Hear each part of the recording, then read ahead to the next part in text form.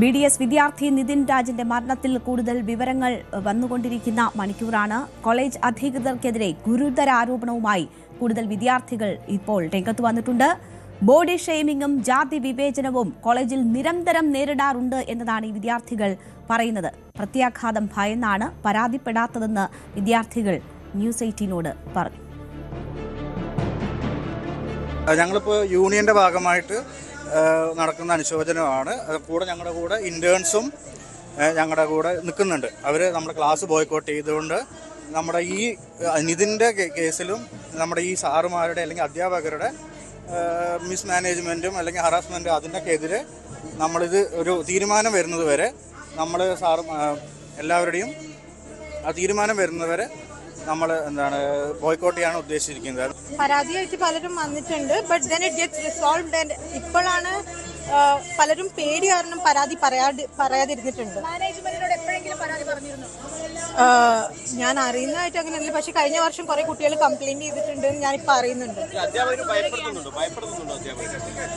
എല്ലാവർക്കും ഒരു ഭയമാണ്.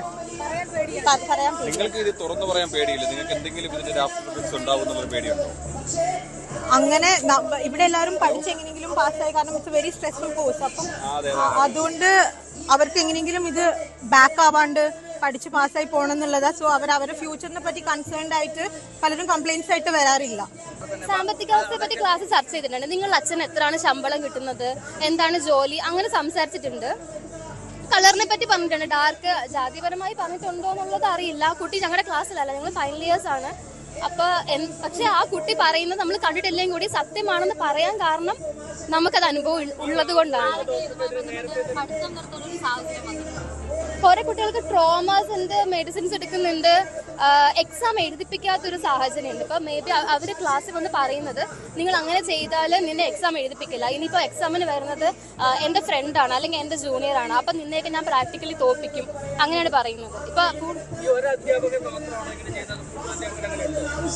മോസ്റ്റ്ലി ഇപ്പൊ കമന്റ് ബോക്സ് തന്നെ നോക്കിയാൽ കാണാം, ഓരോ പേഴ്സണലി ഓരോ കാര്യങ്ങൾ വന്ന് പറയുന്നുണ്ട്. ഓരോ കുട്ടികൾ അവരവരുടെ അനുഭവം പറയുന്നുണ്ട്. അത് സത്യം പറഞ്ഞാൽ ഞങ്ങൾക്ക് ഇത് ഇത്ര വലിയ സീരിയസ് കാര്യമാണെന്ന് കൂടെ മനസ്സിലാകുന്നില്ല. കാരണം ഇത്രയും വർഷം ഇതിലെ ട്രോമയിൽ കൂടെ കടന്നു പോയിട്ട് ഇത് ഇത്ര വലിയ സീരിയസ് കാര്യമാണോന്ന് പോലും ഇന്നാണ് ശരിക്കും ഞങ്ങൾക്കൊരു റിയാലിറ്റി ഉണ്ടാവുന്നത്. ശരിക്കും ഞങ്ങളും അത്ര ട്രോമയിലാണ്. ഈ കുട്ടി മരിക്കുന്നതിന്റെ തലേദിവസം